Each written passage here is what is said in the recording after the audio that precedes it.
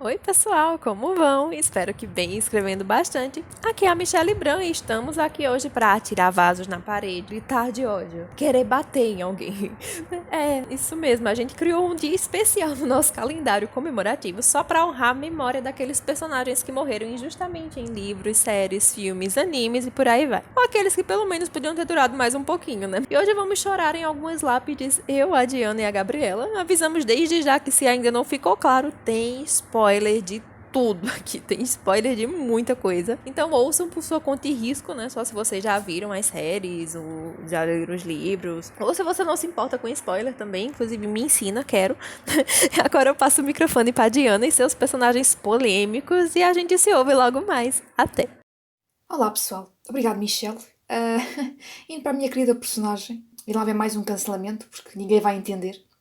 Bem, talvez até entendam, sei lá, pode haver gente que consiga entender a minha razão. Mas vamos lá.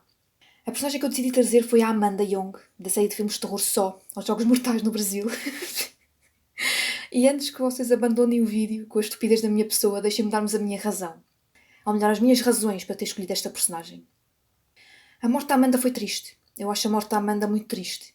Ela sofria do síndrome de Estocolmo, pelo menos os críticos interpretam, e até mesmo os espectadores, em relação ao seu relacionamento com o John, o homem por trás do boneco Jigsaw.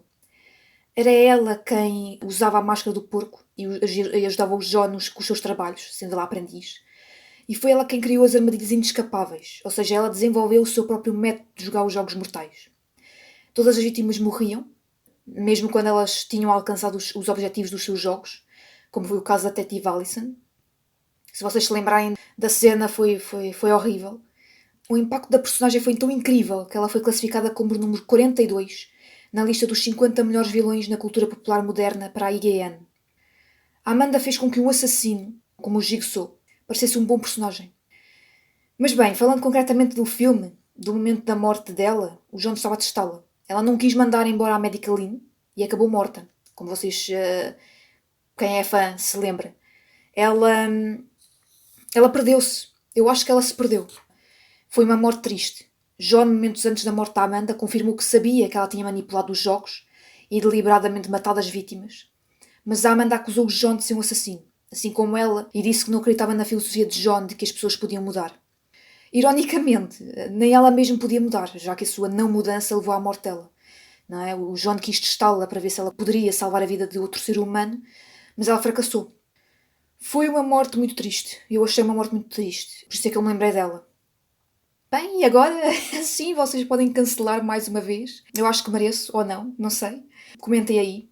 Agora, vou passar para a Gabriela, para eu me sentir um bocadinho melhor. Porque a Gabriela traz uma personagem pior do que a minha. Ai Deus. A Gabriela, tanto eu como a Gabriela vamos ser canceladas, isso já se sabe. Aproveito para agradecer à minha colega, porque o cancelamento vem para as duas e vem com força. E acho que me despeço por agora, porque, enfim, já sou cancelada mesmo, portanto, até breve. Obrigada, Diana. Oi, pessoal. Eu fico boba toda vez que a Diana traz Jogos Mortais, porque eu realmente gostei da série de filmes. Eu assisti, eu maratonei tudo. Na medida do possível, né? Porque aquele monte de filme eu tinha que jogar com os horários e acabava sempre olhando um pedacinho na hora que eu tava comendo. E tirando a parte da máscara de porco e aquela parte onde joga o cara dentro daquela máquina cheia de porco, eu posso dizer que me saí bem. Coisa do porco eu realmente não gostei. A coisa do porco foi um pouco indigesta pra mim, mas superamos. Ou tem outra piada com a Diana, que perguntar pra um crush se eles gostam de jogos mortais é uma coisa obrigatória, porque a gente não pode se relacionar com alguém que não aprecia a mais fina das artes. Bom, eu vou parar de enrolação aqui. E eu realmente espero atender as expectativas dela. E pra mim foi um pouco difícil de pensar num personagem justamente por eu achar que a morte numa obra seja uma coisa boa a maioria das vezes. Por exemplo, quando um personagem já deu o que tinha que dar e tudo vai ser ladeira abaixo, é melhor matar ele enquanto tá por cima. Acho que todo mundo concorda isso. Eu tava reassistindo Vikings aqui com meu pai, e na parte que, spoiler, que o Ragnar morre, ele já não tava lá essas coisas, né? E quando ele morreu, aquilo a morte dele trouxe um significado maior pra história, assim. Trouxe alguma coisa pro plot, colocou a vingança que os filhos dele planejam ou almejam, traz algo pra história que naquele momento já estava se perdendo. Eu podia também falar de Modal Zuchan aqui, porque na verdade naquele livro maldito até o protagonista morre. Então, e aqui não é muito spoiler, porque, que nem eu disse anteriormente, a primeira frase do livro é justamente as pessoas celebrando que ele morreu. Mas, enquanto a gente estava bolando esse Dia das Vítimas, eu tinha pensado em qual que era a morte do livro que tinha valido a pena, sim. Que não trouxe tristeza e sofrimento pro coração de ninguém, e que todo mundo pode concordar que foi uma morte boa.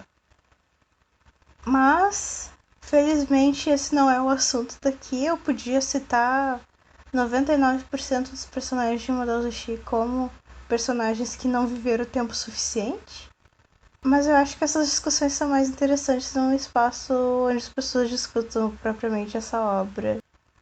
Enfim, eu vou parar de enrolar e eu vou falar hoje do Berlim de Casa de Papel, ou La Casa de Papel. O Berlim. Olha, Berlim é complicado, porque no começo da série eu tinha muita expectativa que ele fosse sempre trazer aquele sarcasmo, aquele humor ruim, e ele atendeu essas expectativas até o ponto onde ele começou a surtar dentro do primeiro assalto. E então aquele personagem que eu tinha já guardado um lugar no coração para ele começou a se tornar um apanhado de coisas ruins. Ele fez tudo aquilo com a Ariadna, coitada da moça. Aquela tortura, a violência sexual, a violência mental, tudo aquilo feito de um jeito horrível. Ao mesmo tempo que a série mostrava aquele lado coitadinho da doença dele, ele não evoluía bem. Assim, ele não era um vilão, entre aspas. Ele não era um cara ruim, gostável, até aquele ponto. Então a gente descobre que ele é irmão do professor. E naquilo eu vi a série jogando essa coisa do aqui tem um motivo para você gostar do Berlim, mas não eram motivos convincentes para mim. Então o Berlim resolveu morrer com dignidade, fazer uma coisa boa uma vez na vida, segundo as palavras dele. E nossa, aquilo não foi tocante para mim. Assim, ele morreu, tá, ok. Alguém tinha que morrer, não é mesmo? Já tinha morrido o Oslo, que eu realmente queria ver brilhar mais. E também o Moscou, que acho que todo mundo gostava dele. E então foi-se Berlim. Grande coisa. Isso até a última parte lançada. Porque então a gente conheceu o Palermo, que ele é muito mais intragável. Ele tem um tanto do Berlim, porque ele tem essa genialidade, ele pensa rápido, ele tem uma resposta na ponta da língua, ele tá sempre preparado para tudo. Mas ele também tem o lado desgostoso dele é muito desgostoso. A misoginia, o tratamento que ele dá para as mulheres, o bumbum tchau. Mas veio a cena do beijo com o Berlim. E aí, meus senhores, foi nesse momento que esses dois viraram meus personagens preferidos da série. Preferidos totalmente. Eu não tenho palavras para descrever quanto que eu me apaixonei por eles naquela cena. E o motivo? Simples. O Palermo é aquele lixo de pessoa. Ele é o Chernobyl, mas ele é uma cadelinha do Berlim. Extremamente apaixonado pelo Berlim. E o que o Berlim faz? Atiça o Palermo, corresponde aquele beijo só pra dizer, não rolou, foi mal. E eu me apaixonei totalmente pelos dois naquela cena. E realmente, esse flashback, essa história toda do Berlim depois que ele morreu, essas aparições do Berlim depois que ele morreu, contando dos planos ao segundo roubo, que na verdade era pra ser o primeiro, e etc, etc. Aquilo trouxe muito mais graça ao personagem. Ele parou de ser aquela criaturinha repugnante pra ser um personagem estilo aqui, entre muitas aspas, estilo Hannibal, que é aquele homem chique, aquele homem refinado, mas com umas ideias meio bizarras. E, bom, eu realmente espero que a gente veja mais do Berlim na próxima parte, que a Tatiana, a noiva, esposa do Berlim, faça valer toda a expectativa que a gente tá criando em cima da aparição dela também, e que ela desgrace totalmente a vida do Palermo. Assim, que essa mulher faça o Palermo sofrer tudo que ele merece. Eu gostaria também que aqui o lado delusional falando, eu gostaria muito que o Berlim aparecesse pra rir da desgraça do Palermo, mas a gente sabe que a chance dele estar morto de verdade é muito, muito alta. Então vai ser uma pena que a gente não possa ver isso, mas eu sei que esses dois postinhas de gente vão se encontrar no inferno e vão zoar muito um da cara do outro. Assim, é esse tipo de relacionamento horrível que eu gosto de ver nas obras que eu assisto.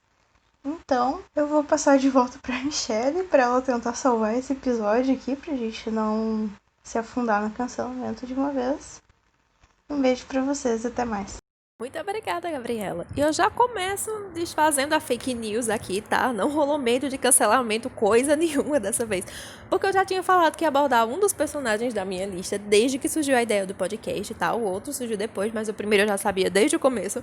Então vamos lá, que é a minha vez de ficar completamente revoltada, né? Vou abrir os trabalhos falando de Homeland, do canal americano Showtime, que teve sua última temporada exibida esse ano. E a série conta a história de Karen Matheson, um agente da CIA especializado em questões envolvendo o Oriente Médio. E é bem legal porque ela tem transtorno bipolar e até então eu nunca tinha visto uma série abordando um protagonista que tivesse algum transtorno psicológico, pelo menos não bem, como a série mostra. E é bem legal porque ela precisa lidar com essas questões bem sérias envolvendo segurança nacional e lidar também com sua própria saúde mental, que é bem complicado em alguns pontos para ela conseguir equilibrar tudo isso. Mas não é da Carrie que eu quero falar hoje, e sim de um dos meus personagens masculinos preferidos de todos os tempos, que eu shippei com ela horrores a série inteira só pra ser feliz em um único momento.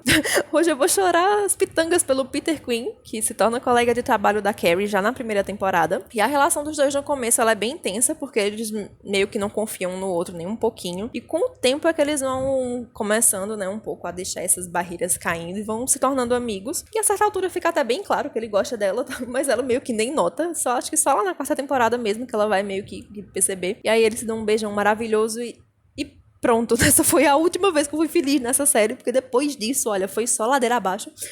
Eles meio que ficam naquelas de, nós vamos namorar, mas nós não vamos, porque eu tenho um problema aqui de relacionamento. Eu também tenho um problema aqui psicológico, que não me deixa ser feliz com ninguém. E aí, nesse meio tempo, eles ficam um pouco afastados. Ele é enviado em uma missão na Síria, e ela meio que sai da CIA pra trabalhar no setor de segurança de uma empresa privada na Alemanha, mas acaba rolando, assim, mais ou menos um ano depois, acaba rolando um vazamento de alguns arquivos secretos da CIA. E ela meio que é forçada a voltar a trabalhar com eles. E aí os dois acabam se encontrando, acontece um monte de coisa no meio. Ele se infiltra num grupo terrorista que tá planejando um ataque com gás sarin lá na capital, né, em Berlim. Mas a estratégia de evitar isso meio que dá errado e ele acaba sendo descoberto. E o grupo de terroristas o usa como demonstração de que vai aparecer na cidade. Eles filmam tudo e jogam no YouTube. E olha, cara, a cena é horrível, é bem realista. E o pior é que não, ele não morre aí.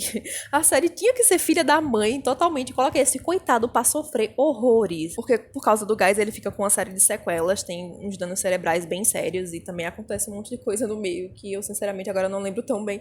Mas enfim, lá na sexta temporada a Carrie se oferece pra cuidar dele, né, já que ele ficou todo problemático, ele não consegue mais trabalhar, nem levar uma vida normal. E eles voltam pros Estados Unidos e ela passa meio que a ser conselheira de segurança, se eu não me engano, da nova presidente que acabou de ser eleita no país. E no meio do caminho eles descobrem que tem alguém planejando assim alguns atentados contra essa presidente e ela trabalha pra tentar evitar isso. E o pior é que o Peter, ele é meio que confundido com um cara que quer matar a mulher, né? E aí quando eles estão conseguindo meio que tirar ela de lá, de um lugar que ela foi fazer um comício ou ter uma reunião, eu sinceramente não lembro, memória aqui é terrível. Mas enfim, eles descobrem que o cara que de fato vai fazer o atentado contra ela tá no mesmo prédio e começam os trabalhos pra fazer a evacuação da equipe e tal. E o Peter, ele é confundido com esse cara, mas eles não sabem ainda, a princípio. Ou sabem, eu não lembro, eu acho que não sabem, mas... Enfim, ele consegue se encontrar com a Carrie, com a presidente. Tá? Ele se oferece pra tirar elas do prédio, bota elas dentro do carro e estão saindo e... né, atiram nele e ele bate o carro e ele se sacrifica pra salvar a mulher que ele nunca viu na vida. E a mulher da vida dele, que ele só deu um beijo uma vez e depois nunca mais. Gente, eu fiquei muito revoltada quando eu vi. Porque o coitado só se ferrou a vida inteira, gente. Nossa, acho que ele nunca teve um momento, assim, de coisa boa acontecendo. Ele cresceu na rua, né? Ele era órfão. Ele foi agenciado por um dos maiores desgraçados da série toda, o Daradal, e meio que treinado pra se tornar uma máquina de matar os outros. E até fica meio no ar se o Dar teria abusado dele na adolescência ou não. É uma cena, assim, que pra mim ficou bem claro, assim, mas algumas pessoas disseram que não ficou tanto assim, enfim, depende. E o coitado do Peter, ele meio que nunca teve, assim, um momento de alegria. A vida do cara nunca foi tranquila. Eu não queria que ele casasse e tivesse 10 filhos com a Carrie, nada disso. Até porque a série, né, é só desgraça, só coisa ruim. Então, o final desse tipo jamais seria, acho que, previsível pra personagem algum. Mas olha, só do coitado não sofrer tanto quanto ele sofreu já estaria de bom tamanho, pra mim. Já ficaria satisfeita. E nem tava na minha pauta original, mas essa série também matou de uma forma muito escrota outra personagem que eu gostava muito. Na 4ª temporada, se eu não me engano, a base da CIA em Islamabad, ela é invadida por um grupo de terroristas islâmicos. Olha, em uma das melhores cenas de tensão e tiroteio que eu já vi na minha vida. Foi muito boa a cena. O Peter salva o dia, aliás, inclusive, por isso a gente fica tão revoltado em saber como é que ele morre 2 temporadas depois. Mas, enfim, tinha uma personagem que trabalhava mais no setor de análise de fraudes financeiras, mas ela fez também algumas missões de campo com a Carrie, e a gente meio que vai aprendendo a gostar dela ao longo da série, por sair um pouco daquele núcleo de americanos fazendo coisas de americano, resolvendo questões americanas, enfim. A personagem Farrah, ela é filha de imigrantes muçulmanos e ajuda muito nessas questões de choque de cultura, né? De meio que fazer uma ponte pra quem não conhece nada sobre aquela cultura, enfim. E ela é uma das vítimas desses invasores, cara. É muito triste. É uma cena assim que eu dei um grito de não, por favor, não. Eu fechei os olhos, eu me recusei a assistir o final. Ela leva um tiro na cabeça e morre quase na hora. É muito triste, até porque ela e outro personagem ali, eles meio que estavam envolvidinhos, né? Estavam tendo um interesse romântico. Eles, coitados, não tiveram nem a oportunidade de desenvolver o relacionamento. E a cena dele segurando ela morta é de cortar o coração. Cara, é muito triste, é muito chato. Até porque ela era uma personagem muito, muito carismática, assim.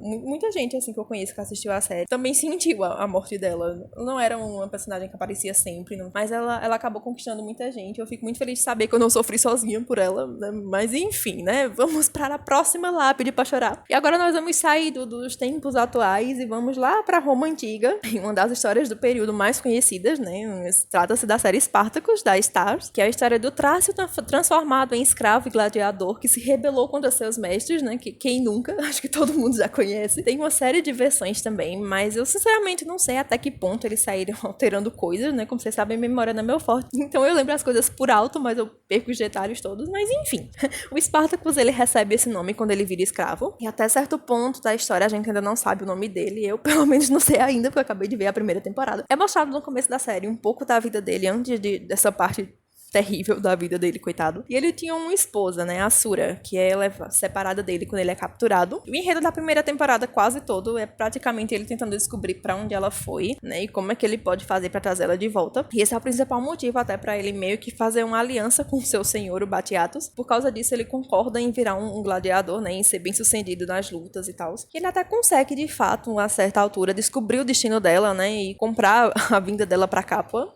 apenas para descobrir que a carroça em que ela estava vindo foi atacada por bandidos na estrada e ela tá morta. Sério, gente, como eu sofri nessa cena. Eu não acreditei. Quando eu vi aquilo, eu não tô acreditando que vocês fizeram isso comigo. Assim, eu meio que já imaginava algo ruim ia acontecer, eu confesso. Mas assim, eu tinha pensado que eles, tipo, iam trazer a mulher errada, sabe? Que ela não ia vir, porque o cara de última hora achou que era melhor cobrar um preço mais caro, já que tinha tanta gente interessada nela, né, pelo visto. Ou até que, sei lá, não ia vir ninguém e enganaram ele o tempo inteiro.